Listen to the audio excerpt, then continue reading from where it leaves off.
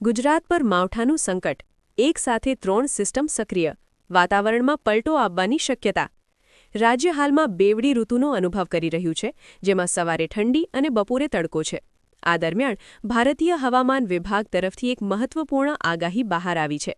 આગામી દિવસોમાં દેશમાં એક પછી એક કુલ 3 વેસ્ટર્ન ડિસ્ટર્બન્સીસ સક્રિય થવાની આશંકા છે. આની સીધી અસર ગુજરાતના હવામાન પર પડી શકે છે.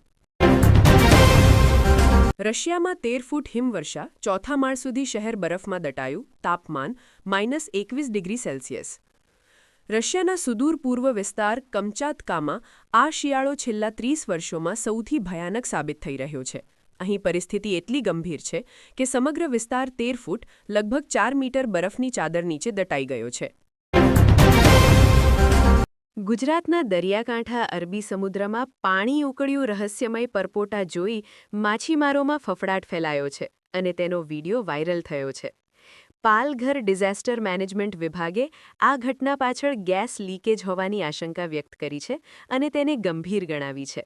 તંત્ર દ્વારા તાત્કાલિક તપાસ શરૂ કરવામાં આવી છે અને બોટ ચાલકો તેમજ માછીમારોને અસરગ્રસ્ત વિસ્તારથી દૂર રહેવા કડક ચેતવણી આપવામાં આવી છે. 18 થી 55 વર્ષની આ મહિલાઓને સરકાર ₹5,000 આપશે. આ સરકારી યોજના ખૂબ જ ઉપયોગી છે. આ યોજનાઓ ઘણીવાર ચોક્કસ જૂથોને લક્ષ્ય બનાવે છે. આવી જ એક યોજના પ્રધાનમંત્રી માતૃ વંદના યોજના એટલે કે PMMVY છે.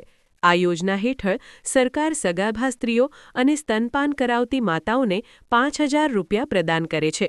આ રકમ 3 હપ્તામાં વહેંચવામાં આવે છે, જે ચોક્કસ શરતોની પરિપૂર્ણતાને આધીન છે. આ મહિલા અને બાળ વિકાસ મંત્રાલય દ્વારા અમલમાં મુકાયેલ માતૃત્વ લાભ કાર્યક્રમ છે.